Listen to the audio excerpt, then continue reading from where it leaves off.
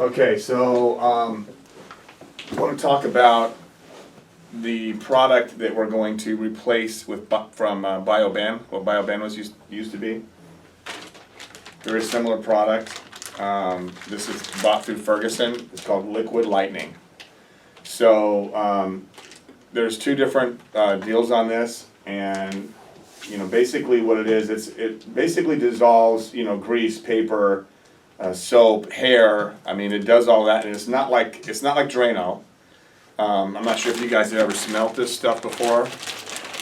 Does it use the microorganisms, or is it? You buy that stuff at Walmart too, you know that, right? No, What, you don't want to use this that one? stuff. This is a lot different. You No, wanna this use is the same thing. the Drano okay? That thing. I This don't one here? use that. Yeah, heck yeah. I think I bought that at Walmart. Liquid Lightning? Yeah. No. I'll swear I bought it at Walmart. It Let me was in the see. same packaging. Let me check. I'll look. I can look it up. I just want to see if it has. Just sit right there. I got the Walmart app. This man used to work at Walmart, I believe They everything do he says. have, let me see if it's the same. Looks like they sell it something similar. It's in the same packaging. They sell a lot of products like it, but it's not. It's not the same thing? It's not the same. Liquid Lightning Buffered Sulfuric Acid Drain. That's the one I bought, the black bottle. Okay. No, we don't want to use anything that has acid in it. Does that one have sulfuric acid? Well, that's what I'm looking at. Yeah,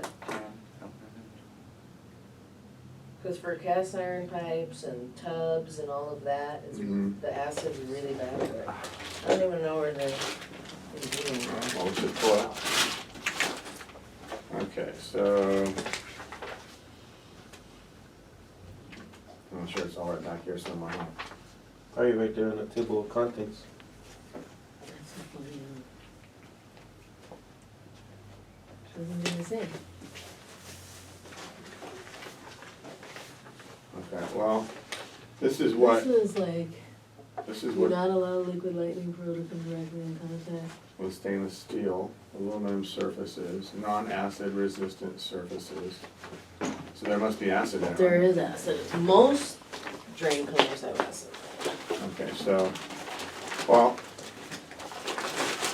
basically That's just bad for pipes. Yeah, well, I mean, you could use it, but then you're kind of competing with what they can buy at the store. Yeah. That's the only thing. So, and actually, what I had done on here is I put this in the system, and I just changed the BioBen and changed this to Liquid Lightning. But I think this isn't what I thought it was. I was looking at more the enzyme one. Yeah, like the microorganisms Yeah. that actually. So I'm gonna have Bryce return this, because what I wanted was the enzyme one is what I told the guy, but he told me that's what this was called, so I gave him the part number to Bryce based on what the guy told me on the phone. Because I don't want, this one doesn't, and it should have a nice smell to it. Like the BioBan, I'm sure that kind of had a nice, that it had like a lemon. pine. Yeah, that's pine or like lemony scent pine, smell. lemon, yeah. So that's what I want, so I'm gonna return this, but anyways, it'll be in the system, and I'll change the name to whatever it was, so whatever BioBan, it'll be in the system under price book, and we'll be able to use that, so. Now that I know this isn't exactly what I thought it was, we'll swap it out, but I just wanted you guys to know that. That we're gonna be changing that. Okay, so, Kevin, I just wanted to let you guys know, got 2 Yelp reviews the last couple of days. Okay, so I've been asking everybody to get Yelp reviews. We got 2. We got one too. Who's we? You and Sarah? Me and Sarah, for Awesome. our water heater. All right, so guys, whatever we got to do to help the customer put the Yelp review in, if we got to make an account for them, whatever we do a good job. We clean it up. We do a little bit of extra, go above and beyond. That's what's expected at every job. And then we want to ask for a Yelp review. If they're not a Yelper, say, hey, can I sign you up? And then you can Yelp one of your other, something else you really either have something good to say about them or something negative. I can help you do that right now. Help them set it up, because we need to get those up. I mean, like I said, Google's at 4.5. We need to get Yelp to 4.5. That's where we're going to be. When it becomes slower, that's what's going to help us thrive. Okay, so please, everyone, do what you can to get the Yelp. If you can't get a Yelp and they're a Googler and they want to do Google, I'm okay with it. Throw some more 5 stars on Google, cool. But I'd prefer to get Yelp, because that's where we really want to build it up. And one of the things you can say to somebody who You know, because when they go in there and they're going on to Yelp and they see us, they're gonna see 3.5 stars. And you're gonna say, yeah, you know, we had a couple of bad eggs that, you know, a couple of years ago, did some things. A couple of the people, the reviews in there are from former employees, okay? So that's not legal, they're not supposed to be able to do that, and Yelp's supposed to pull them off. But we gotta kind of prove it, and there's this whole thing with Yelp. Yelp has been a pain in the ass. So we're working on a couple of those to be removed, which will bring us up to about 4 if we just remove those. But right now, it's like we're in the process trying to prove to them that they're former employees. But what happens is, one of the former employees used 2 different names that weren't his name. And how we have to prove it is it came from the same IP address, which by the way is at his current house. So there's a way for us to prove it. It's a pain in the ass for us and it's kind of costing us money and we've already threatened them legally and all that shit, but bottom line is they're still there. So it makes us look a little worse than what we are. And then there are a couple of them are legit things. I mean, someone just thinks we're overpriced, they throw one on there. There's a couple of other things on there, you guys can read them, but bottom line is, you know, we had some things that happened in the past. We really care about our reputation. We're working hard to make sure that we build it back up, and that's how you're gonna have to talk to your customers about it, is we want, you know, if we did a good job for you and you believe that we deserve 5 stars, I really appreciate you giving me a review, okay? It looks good for me, it looks good for our company, and, you know, that's how we continue to build our company and grow. So, we don't have a whole lot, you know, as far as today. I mean, we've got a pretty good schedule as far as this is concerned, as you can see. It's not completely slow by any means. I'm not sure what this one is, Sarah, for you.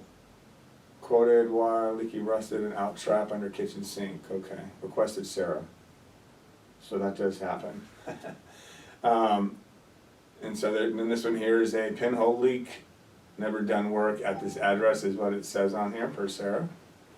So we're gonna go through and then obviously we'll look at that water heater as well for Brett's mom. But the good thing is looking on the weather, you know, starting now, we are getting in the 80s and it's gonna be, you know, all through next week, we're gonna be in the 80s. So we shouldn't have any problem with HVAC in particular. That's just gonna be busy. We have a couple of warranty issues we gotta still get knocked out and take care of with coils and things like that we wanna get done before it gets too busy. But, you know, I'm expecting it to be, you know, next week to be a really, really good week and just be going crazy from then on out. The advertising, plumbing has started back up. It's just starting again as of probably as of today, because we started last night opening it back up. So that should help the plumbing out going into next week as well by the time we get through. So hopefully it'll just be going through the summer, we can keep everybody real busy and make some money and catch up, okay? So looking at, one of the things I was looking at yesterday that I wanted to kind of bring up to everyone's attention as far as apprentices. So some people or anybody who's good at numbers will understand this. People who aren't may have a little more challenge with it, but the way that when you're looking at a plumbing and heating company and you look at our costs of doing business, right, so that we can be profitable and grow.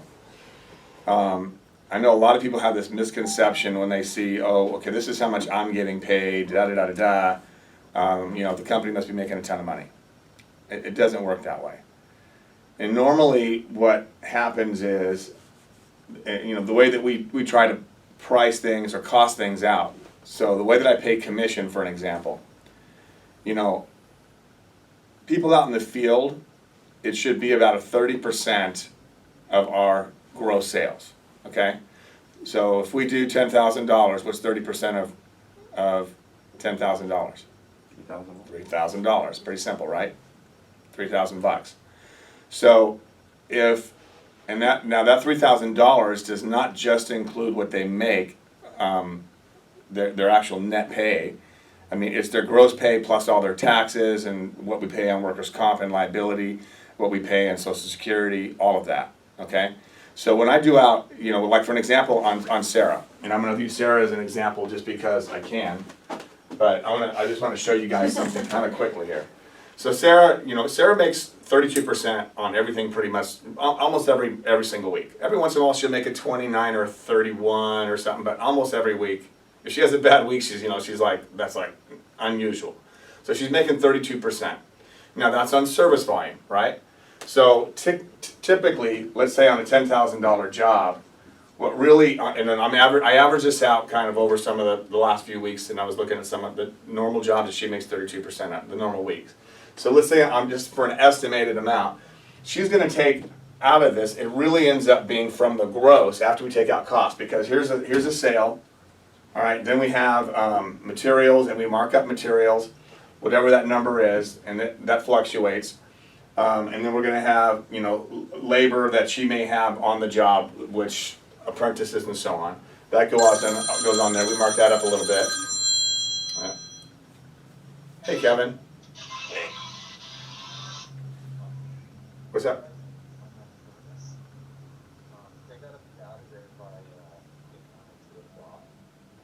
Okay. For the furnace for which one? Which client? You busy today? You said the furnace for who? Culver, okay. For Jesse and, okay. I saw the job yesterday, alright? Okay. Okay. All right. So you're a tech. But yeah, mainly I do install. So you're not even an apprentice at all. No. Dang, that's cool. Alright. I've been doing this for 3 years. Okay. That's what's up. Did an install yesterday. Yeah? Okay. Did a mini split, hung the condenser on the wall, 9 feet up. Only two. Okay. I've never hung it on the wall before, but that was fun. No? Was it easy? There's always been, it had its challenges, but I mean, it's easier to set it on the ground on the pad, But we wasted almost 4 hours putting up the bracket to hold the condenser. Oh yeah? Yeah, I mean, Okay. I didn't have a hammer drill, so I'm just sitting there with my drill and hitting it with a pipe wrench, Okay. getting it Yeah, to go I'm in the through middle of the concrete, meeting right now, but I will, 8-inch they're not concrete. here yet. I have Sarah, Brett, and the apprentices and Renar's here. But as soon as they get here, I'll get on that with them and let them know. So I had to drill like So they'll wear 10 booties holes and, for anchor you know, spots, stuff like that. and they're all like half an inch. Okay? Mm. All right, bye-bye. All right. Okay. So anyway, so we have some miscellaneous labor that, she's doing this $10,000 job, which typically happens, but the bottom line is before all the Social Security taxes, workers' comp, all that crap that we pay on Sarah, she's making an average of 22% of that number. Okay? So she's gonna basically get $2,200 in commission about on this by the time, depending, and that's just how she runs her job. Okay? So, but when we get done with all of this, we make a little bit of money on the materials because we got to go back. Sometimes there's warranty issues, so on and so on. And we're making, obviously, we're covering. When you look at this labor here, we cover about a little more than half when you really figure it out, because Sarah, it's coming out of her service volume. So let's say that this was $500, right? So then it gets marked out to 1.35, right? So what's that going to be? $650, whatever. I'm just throwing a number out. I'm not really sure exactly what that's going to turn out. But basically, what she's only losing out of here is that 32%. So that's what's coming out of here. So she's losing, that she's paying for 200 and something. We're paying for a little more than, almost 300, right? So it's coming out. It's coming out so that we're paying a little more than half of that. She's paying a little less than half of that. That's how that kind of turns out. That's how that works.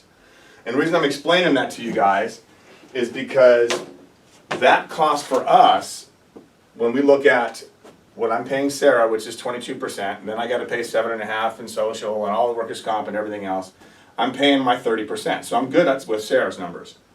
What happens with a company like us who has these apprentices, now I've got to add in my portion of this as well to what my field people are making. So now instead of 30%, I'm at 41%. Because it's about an 11 or 12% difference. That's what I have to, as far as our total cost on this $10,000. So Then we pay the materials, our portion of the materials and everything else that comes out of it. But, so by the time we get done, if I'm paying 11 or 12% extra in total from this top with apprentices, it really gets to the point where it's not as cost effective, right, for us. What we have to look at it as we're trying to grow, we're trying to get people out in the field, for them to make money. And so the goal is, and the reason that I'm explaining this, we're investing in that labor just like you're investing in that labor. Because when you invest in the labor, what you're doing, your portion of that as a tech, is to be able to get that person up to speed as fast as you can. And why do we do that?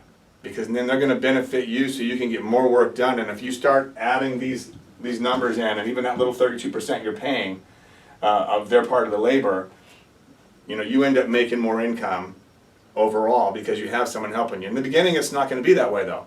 In the beginning, it's going to take you a little more time, it's going to take you more effort, teaching, training, holding their hand. And I've had people tell me like, man, hey, I don't want Sarah to get mad at me because I'm standing around because I don't know what I'm doing. So, what kind of things should an apprentice be doing? Keeping things clean, asking you questions, trying to help you with whatever they can help you with. Day one's going to be slow, but day 30 should be, okay, well, he at least knows that I got to get this up there and got these tools that have to come in and so on and so on. And he's keeping my truck organized, which is going to help me be more efficient. All of those types of things. That's what an apprentice has to start out doing until they start learning more and more and more. They still keep things organized and clean. They still hustle, and they continue to learn. So that helps the tech.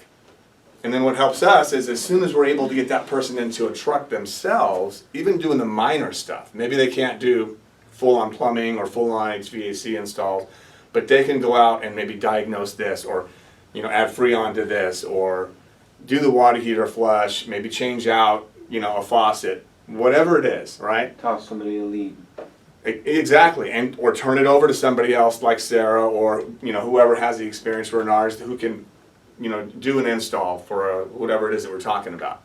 But so there's an investment on both of our parts. So for a lot of companies out there, they don't work the way that we do on our commission base, and they don't work, they're working on a much tighter or a better, higher margin but a lower costs, because they're not paying the way we're paying. All right, so there's a lot of people that aren't paying what we're paying as far as commission. They're paying an hourly rate to their techs, $25, $30 an hour. I mean, Sarah's come out there, when I look at her numbers per hour, and I look at her whole week, way more than $25, $30 an hour, right? And there's other people in here that have done that as well. So it's really imperative that for our apprentices, and whatever side it is, that you guys understand that and help us get them ready, not only for your benefit when you do need them on a job, because the goal would be for us is when you need them in a big job, they're there for you, okay? But when you don't need them, they're good enough pretty quick. We get them to that point where quickly, where they're good enough to go in a truck and do those minor things in the beginning, continue to learn, and then on the bigger jobs they go with you, learn a little bit more, continue to grow. Because if I can get some income out of them while they're out in the field, or by saving you from having to do the petty stuff that they're still kind of new and learning, it benefits us more. We're not paying as much because we have a little bit more income coming in that you're not having to bring in, they're bringing it in. So I need Jason and any of the other apprentices out there to bring us some money in if they can. So it's our goal to get them to be able to do that. Okay, so hopefully that makes sense. And then I want to talk about the HPCs. And HPCs, we don't make money on an HPC. The goal for an HPC is for us to get out to the house 2 to 3 times a year, to have other opportunities, to make other opportunities happen. So the way that an HPC is sold, I'm going to have Dennis come in and explain to you guys in another day what he does when he sells an HPC. Because if an HPC is sold correctly, then the client understands when we call them up that we're not just trying to sell them something. We're calling them for a purpose, okay? They've already paid for a service. That's why we're going out there, for their water heater, for their, HVAC, or their, heater, furnace. So we go out those three different times of the year, and we do it. When we sell them, we need to basically tell them this, because here's where the problem has been coming in. An HPC is sold, we're giving them the value of when we're slow, which happens during certain times of the year, we want to be able to get out there and service, maintain, so your unit is being maintained, your furnace, your water heater, your HVAC, right? So we're gonna when we have those slow times and the guys have nothing going on, that's when we want to be able to send you guys out there for those types of things. The customer doesn't realize necessarily that, hey, we're gonna still take a look at everything else because we want to see if there's anything else that needs to be done. We're not gonna sell them anything that they don't need, but we're gonna basically say, okay, if this is not working right, or if that's not working right, we're doing an inspection on everything, making sure that the codes are up to date because they change on a regular basis, that we're giving them that information, and if they need it, we sell it to them. And they need to trust that we're going to take care of them, we're not going to rip them off. But at the same time, with those HPCs, they need to understand that we're not selling them this as a way of saying, whenever you want us, you call us. We're doing it to fit them in our schedule when we have nothing else going on. So we have no installs going on, we have guys sitting around, so we're gonna call during those periods of time to get that scheduled for them, right? That's why we do it for such a little price. If you think about how little we're charging for $189, we're coming out, we're doing a tune-up on their units, whatever unit we're talking about, or a flush, water heater flush, whatever.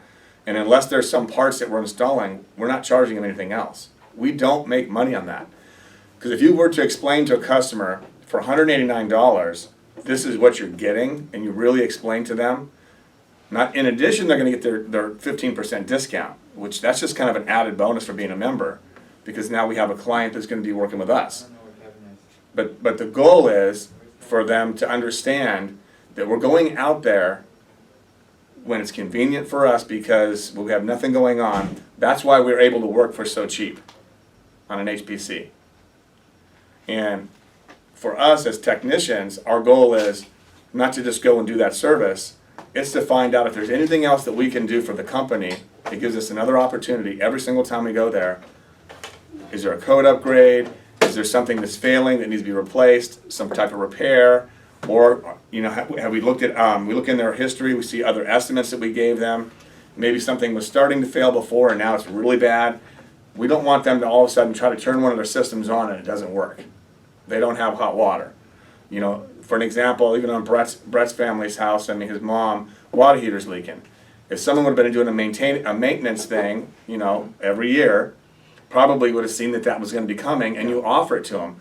Because what happens if a customer then was offered something, and then something like this happens, there's a big thing of trust that just got thrown our way. We told you about it, you chose not to do it, but look what happened, right? If no one does that at all, what's their plumber really doing for them? Nothing. Because we're offering, we sell a new water heater, we offer a flush annually. So when we compare ourselves to other people, you got to make sure it's apples to apples. Someone gives you a water heater price, for an example, and it's $2,300, and ours is $2,500 or $2,600, whatever it is, and they're like, well, why are you more expensive? Let's go apples to apples here. I can go buy the water heater, all the parts for $1,000. So can my competitors. Okay, they're putting it in for this. Are they going to be here next year? We've been here 27 years. Are they going to give you an annual water heater flush? In addition to when we do a water heater flush, we're also checking to make sure everything else is not leaking, not corroded, it's working properly. So they're not going to give you those flushes. If I take those out, sure, I can take some money off. If I take, what's the warranty that they're giving? Oh, well, they're not giving a warranty except for whatever the water heater has. They're not doing anything for themselves. Well, we're giving you a 2-year warranty, not a 1-year warranty, or not a 1-month warranty, or a 6-month warranty. So you look at those things and you create the value by showing the difference of why our price is higher. And I can match their price, but I'm going to take all of this stuff away. But I don't want to be that guy. I want to be the guy that comes out and takes care of you, and that it's going to last that amount of time that it's supposed to last because I'm taking care of it and I'm flushing it every year per the manufacturer's requirements. Because if it doesn't get flushed every year, what's gonna happen? And you don't have to remember to flush it every year, because we're gonna call you. As soon as we have a slow day in the middle of, these months, we're gonna call you and we're gonna flush it for you, right? So you gotta differentiate ourselves from the competition. Not just, it's not always about price, it's about the service that we're gonna give, that we care about their plumbing. We don't want them to spend a lot of extra money on it. You're gonna get a 15% discount having an HPC. That's number one. But number two, we're gonna do all of these things for you, not only in the plumbing side, not only in the heating side and the air side. I mean, we're doing all three combined, if you have them. So tankless, we're gonna do scale. The only thing you have to pay for is the actual cost of the material, which is $35. Our labor's included in this HPC. Normally, if you look in what we would do, what would we charge for one if we didn't have an HPC, Sarah? For a I would tankless probably flush? charge like two something, $250? yeah, Yeah. something for that. So, the 189 is less money and you get heating and air and the tune-ups and the water heater flushes, all that's included. Compared to if I was to go flush your tankless, it's gonna be a couple $100, right? So you gotta show the value, guys, and you have to let them know that why we're different. And then when we do that and we actually show them those things on any job that we do, why we wear booties, why we come in and take care of it, make sure it's cleaner than when we left. All of those things are what's going to get us those reviews and keep us busy throughout the year. So anybody have any questions or comments? Everyone understands it then, right? So let's get out there and make it happen, guys. That's all I have for today. We're going to have hopefully starting today should be just busy, busy, busy. That's what I'm hoping on, based on what the weather's going to be Hope like. it starts getting hot. Yeah, it's going to be in the 80s, so. People start melting, they'll start calling us. They will.